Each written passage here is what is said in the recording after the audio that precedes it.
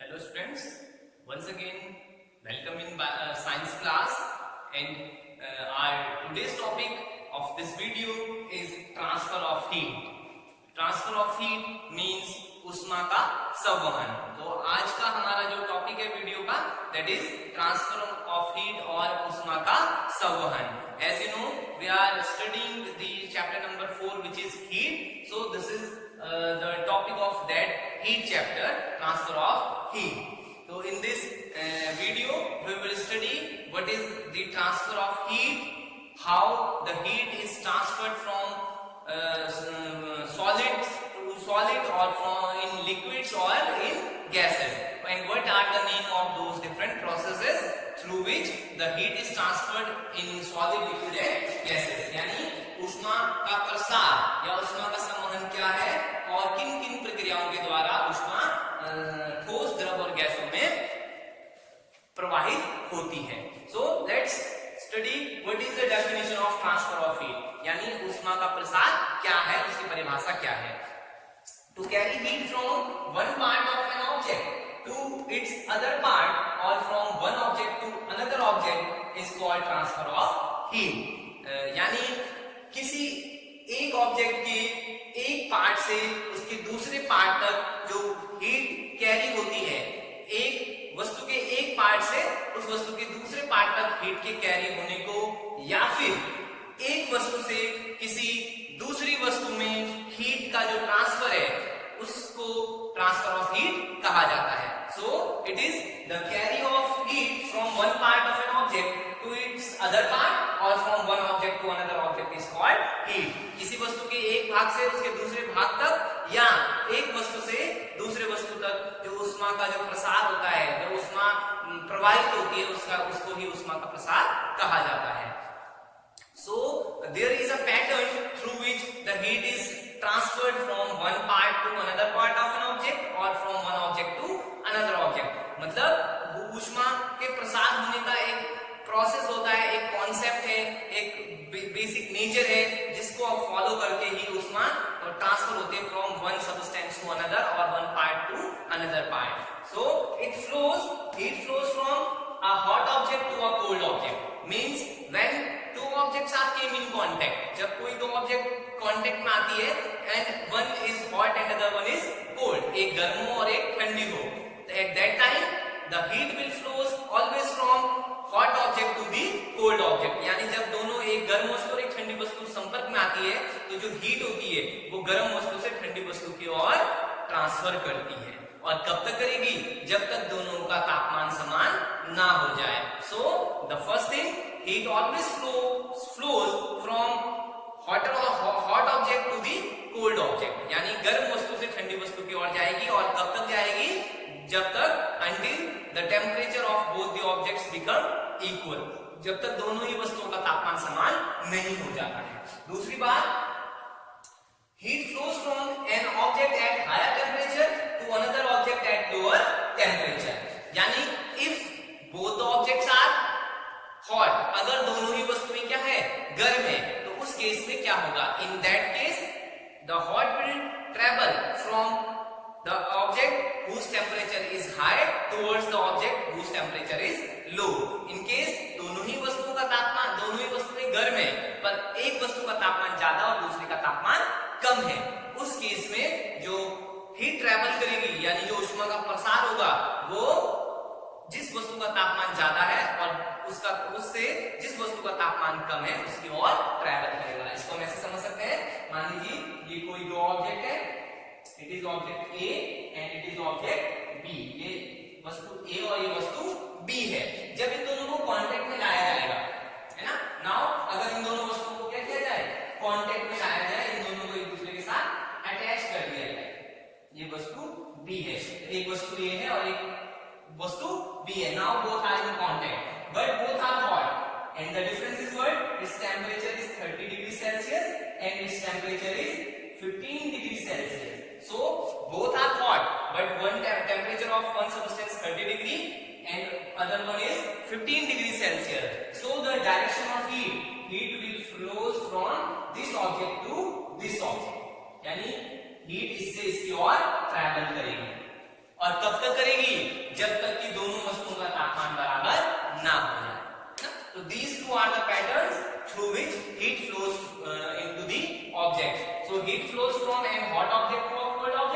अगर एक वस्तु ठंडी है और दूसरी वस्तु गर्म है तो गर्म वस्तु से ठंडी वस्तु की ओर हीट फ्लो करेगी और तब तक फ्लो करेगी जब तक दोनों वस्तुओं का तापमान समान ना हो जाए। दूसरा case, heat flows from an object at higher temperature to another object at lower temperature, यानी अगर दोनों वस्तुएं गर्म है पर एक का तापमान ज्यादा और एक का तापमान कम है तो हीट ज्यादा तापमान वाले से कम तापमान वाले की ओर हीट फ्लो करेगी और कब तक करेगी, जब तक दोनों का तापमान समान ना हो जाए। और अगर दो वस्तुएं कांटेक्ट में आती है और दोनों का ही तापमान समान है तो ऊष्मा का प्रसार किसी भी दिशा में नहीं होगा। सो this is about the transfer of heat and the pattern of transfer of heat. Now we will study about the different methods through which heat get transferred from one object to another object. यानी these are the ways of transfer of heat. The different ways or different method through which the heat get transferred. यानी ऊष्मा के वो प्रकार, ऊष्मा के प्रसार के वो प्रकार जिनके द्वारा ऊष्मा प्रसारित होती है, ये वो प्रकार है। These are the three ways of conduction of heat or transfer of heat. First way is conduction, second is convection and third one is radiation. यानी ये वो तीन तरीके हैं जिनके द्वारा ऊष्मा प्रसारित होती है, कंडक्शन, कन्वेक्शन एंड रेडिएशन। यानी कंडक्शन यानी चालन, कन्वेक्शन यानी संवहन और रेडिएशन यानी विकिरण। चालन, संवहन और विकिरण। पहला प्रकार कंडक्शन को कहा जाता है चालन, कन्वेक्शन को संवहन और रेडिएशन को कहा जाता है विकिरण। ये तीन मुख्य प्रकार है, ये तीन प्रकार है जिनके द्वारा हीट ट्रांसफर करती है। सो कंडक्शन यानी चालन के द्वारा सॉलिड्स पदार्थों में या सॉलिड जो सबस्टेंसेस है उनमें एक वस्तु से दूसरी वस्तु में जो हीट का ट्रांसफर होता है उस मेथड को कहा जाता है conduction. So in solids the heat gets transferred from conduction method. Convection यानी संवहन, लिक्विड और गैस यानी तरल और गैसीय जो पदार्थ होते हैं उनमें जो हीट का ट्रांसफर होता है by the help of convection method, यानी संवहन मेथड के द्वारा उनमें हीट का ट्रांसफर होता है, ऊष्मा का प्रसार होता है। रेडिएशन यानी विकिरण, और ये हम इस विधि के द्वारा, इस मेथड के द्वारा एम्प्टी स्पेस या जिसको वैक्यूम कहा जाता है, मतलब जहां पर कोई भी मीडियम इवन हवा भी प्रेजेंट नहीं हो, ऐसे माध्यमों में, ऐसी जगहों पर जो हीट का ट्रांसफर होता है वो विकिरण यानी रेडिएशन के थ्रू होता है। मतलब जब हीट को बिना किसी मीडियम के, बिना किसी माध्यम के भी अगर वो ट्रेवल कर रही है तो उस प्रोसेस को हम बोलते हैं radiation. So these are the method और ways through which heat get transfer from one place to another place.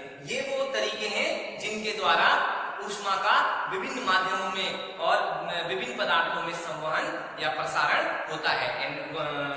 पहला मेथड है कंडक्शन, कन्वेक्शन, रेडिएशन यानी चालन, संवहन और विकिरण। अब हम इन मेथड्स के बारे में डिटेल में पढ़ेंगे कि कैसे कंडक्शन मेथड क्या है, किस तरीके से सॉलिड में इसके द्वारा हीट ट्रांसफर करती है, कन्वेक्शन मेथड क्या है और रेडिएशन मेथड क्या है। But before moving on that, the substances through which all the substances are categorized into two categories. जितने भी substances हैं, whether they allow easily heat to flow with them or they the heat cannot flow easily with them, कि क्या वो ऊष्मा को easily उनमें travel कर सकती है या नहीं कर सकती है, उस बेस पर जो सबस्टेंसेस होते हैं उनको दो कैटेगरी में कैटेगराइज करते हैं। The substances are of two type. First one conductors यानी चालक, और दूसरे होते हैं पुअर कंडक्टर्स या इनको इंसुलेटर्स भी कहा जाता है। इंसुलेटर्स यानी चालक और कुचालक। चालक को सुचालक भी कहा जाता है। सो जितने भी सबस्टेंसेस है, और the substances are categorised into two categories on the basis of their ability, how they behave with the heat, whether the heat flows easily or not। तो सारे सबस्टेंसेस को दो कैटेगरी, दो वर्गों में वर्गीकृत करते हैं, कंडक्टर्स और पुअर कंडक्टर्स या insulator. Conductors through which heat can pass easily और हीट कैन फ्लो इजीली, यानी ऐसे पदार्थ जिनमें हीट इजीली फ्लो कर सकती है उनको कहा जाता है कंडक्टर्स। इसके example all the metals like iron, copper, nickel, silver, these all are good conductors. ये सारे सब्सटेंसेस बहुत ही अच्छे चालक हैं जिनमें ऊष्मा का प्रसार आसानी से हो सकता है। So all the metals are in the category of conductors. Poor conductors or insulators are those substances through which heat cannot flow easily, यानी which the substances which do not allow the heat to pass through them easily, जिनके द्वारा जिनमें ऊष्मा का प्रसार आसानी से या सरलता से नहीं होता है, जो अपने आप से ऊष्मा को आसानी से प्रवाहित नहीं होने देते हैं, ऐसे सब्सटेंसेस को पुअर कंडक्टर्स या इंसुलेटर कहा जाता है। For example water and air. तो इसके एग्जांपल में आ जाते हैं आपके वाटर एंड एयर जो है एग्जांपल है इसके पुअर इंसुलेटर और पुअर कंडक्टर या इंसुलेटर के। जबकि इसमें जो ऑल मेटल्स है, ऑल मेटल्स है ना, लाइक गोल्ड है, सॉरी कॉपर है, सिल्वर है, आयरन है ना, एल्यूमिनियम है, all these are good conductors of heat. So these are the two categories of substances.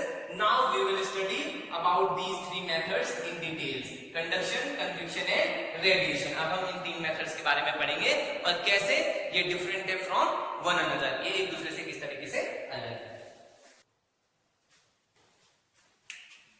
Students, this is the first way of transfer of heat, conduction.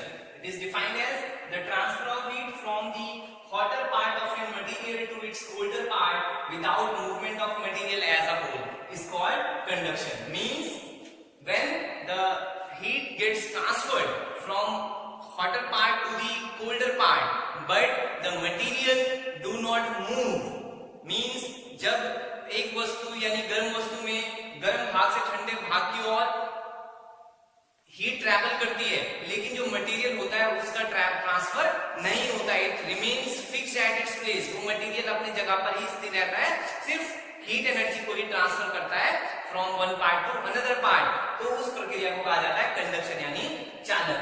ये एक example है, ये एक लैंप है, ये एक स्टैंड है, जिस स्टैंड पर हमने ये मेटल रॉड को फिक्स किया हुआ है। नाउ जब इस लैंप को जलाया जाता है तो इस हीट की वजह से ये रॉड गर्म होती है, ये यहाँ से स्टार्ट होती है गर्म होना और धीरे धीरे इसकी जो हीट होती है वो इस भाग की ओर ट्रैवल करती है।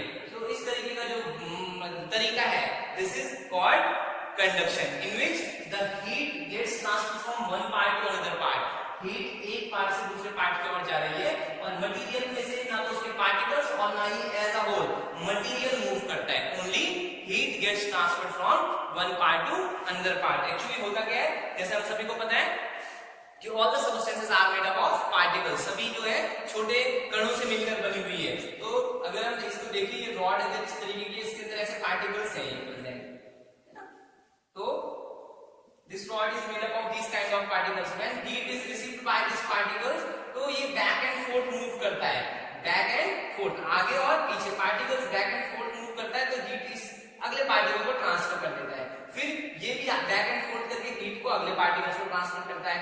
सो ये एक पार्टिकल दूसरे पार्टिकल्स को हीट को ट्रांसफर करता है, जबकि पार्टिकल्स अपनी जगह पर बने रहते हैं। तो मटेरियल एज अ होल अपनी जगह पर रहता है, ओनली जो पार्टिकल्स है वो हीट को कैरी फॉरवर्ड करते हैं from one particle to another particle. तो इस तरीके से हीट एक एंड से दूसरे एंड की ओर ट्रैवल करती है और ये लगातार हीट प्राप्त करते जाते हैं और इसी तरीके से आगे हीट ट्रैवल करती है। तो ये जो तरीका है, this method is called conduction and this method is present in solid, यानी इस तरीके से जो ऊष्मा का जो प्रसार होता है वो सॉलिड्स यानी ठोसों में इस तरीके से ऊष्मा का प्रसार होता है। So this is conduction, the transfer of heat from the hotter part of a material to its colder part without movement of material as a whole.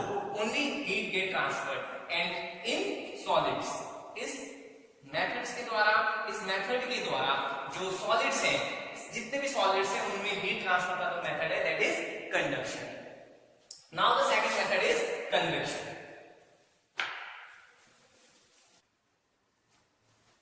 This is the second method of transfer of heat, convection यानी संवहन. It is defined as the transfer of heat from the hotter part of a liquid or gas to its colder parts by the movement of liquid or gas itself.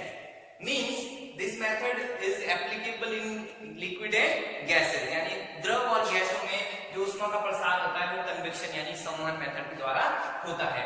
इस method में होता क्या है, जो पदार्थ का जो गैस या लिक्विड है उसमें जो ऊष्मा होती है हॉटर पार्ट से उसके कोल्डर पार्ट्स की ओर, यानी गर्म भाग से ठंडे भागों की ओर ऊष्मा का प्रसार होता है with the help of the movement of liquid और गैस इटसेल्फ। यानी जो गर्म भाग से जो लिक्विड या गैस है वो गर्म होकर ठंडे भाग की ओर जाती है। तो इस तरीके से जो ऊष्मा का प्रसार होता है वो उस गैस और लिक्विड या लिक्विड के प्रसार के साथ होता है। तो here the movement of that substance also takes place, यानी हीट उस सब्सटेंस के मूवमेंट के साथ ट्रांसफर करती है, जबकि कंडक्शन में सिर्फ हीट ट्रांसफर हो रही थी, मटेरियल ट्रांसफर नहीं हो रहा है। This is the different thing. So the transfer of heat from the hotter part of liquid or gas to its colder parts by the movement of liquid or gas itself is called convection। यहाँ पर इस चित्र की सहायता से हम समझ सकते हैं, this is a beaker which is containing hot water। ये एक बीकर है जिसके अंदर पानी रखा हुआ है, जो पानी कैसा है, ठंडा है। ये एक बर्नर है जिसको हम जब ऑन करते हैं तो ये पानी धीरे धीरे गर्म होने लगता है। तो गर्म होने के साथ होता क्या है, ये बीकर जिसमें ठंडा पानी था, ये देखिए, ये जो आपको एरो दिखाई दे ये वाला, this is hot water which is moving upward. ये बॉटम पर जो ठंडा पानी है ये जैसे ही गर्म होता है तो ये ऊपर की ओर मूव करने लग जाता है। तो गर्म होकर गर्म पानी के साथ हीट भी ऊपर की ओर जा रही है। जो ठंडा पानी ऊपर का वो नीचे की ओर आ रहा है, जैसे ही वो गर्म होता है तो वो फिर ऊपर की ओर चला जाता है। तो इस तरीके से जो नीचे बॉटम पर ठंडा पानी होता है वो जब हीट प्राप्त करता है गर्म होकर ऊपर की ओर जाता है।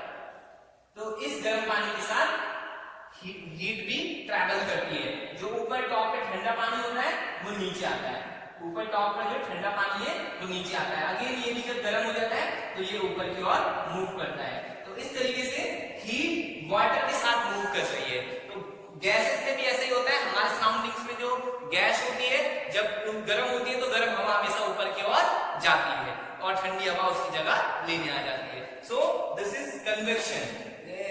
This is the process in which heat get transferred with the material। मतलब हीट का जो ट्रांसफर होता है उस मटेरियल में, जो कि लिक्विड और गैस हो सकता है, वो मटेरियल का भी एक्चुअल ट्रांसफर होता है। जब हम किसी पतीली पे गर्म पानी करते हैं तो जो बॉटम पर पानी होता है वो गर्म होकर ऊपर चला जाता है, ऊपर से ठंडा पानी नीचे आता है। तो इस तरीके से एक साइक्लिक प्रोसेस चलती रहती है जिसकी वजह से पूरा पानी गर्म हो जाता है।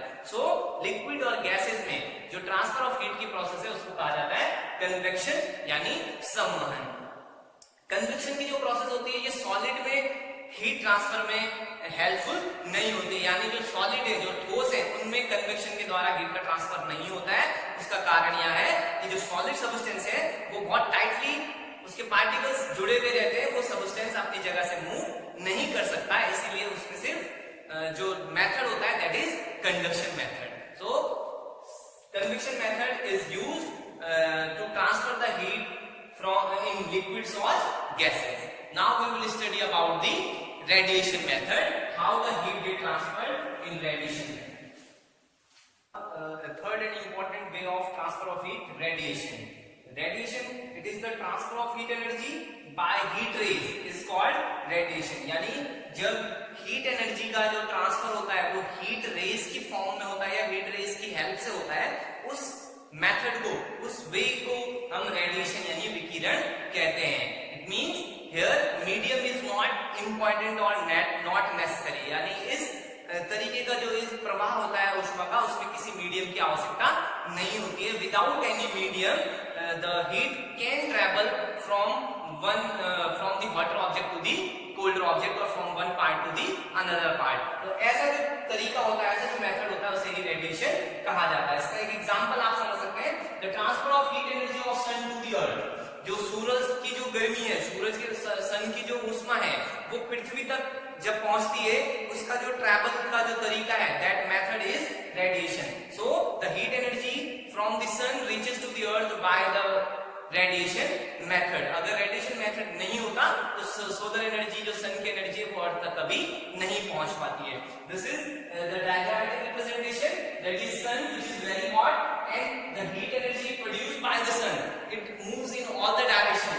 तो ये हमने एक तरीका दिखाया है, this is the heat rays. तो इस तरीके की हीट रेज बहुत सारी मात्रा में सन से रेडिएट होती है और अर्थ तक पहुंचती है, और अर्थ की जो ऑब्जेक्ट है वो इस हीट रेज को रिसीव करती है और वो गर्म हो जाती है and they becomes hot and they produce hot heating effect.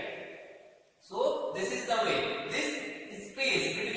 Surrounding earth, as we know जो एटमॉस्फेयर है जिसमें गैसेस प्रेजेंट है वो एक अप टू एक लिमिट है उसकी, पर मैक्सिमम स्पेस जो अर्थ और सन के बीच का है that is empty, vacuum is there, no medium is there.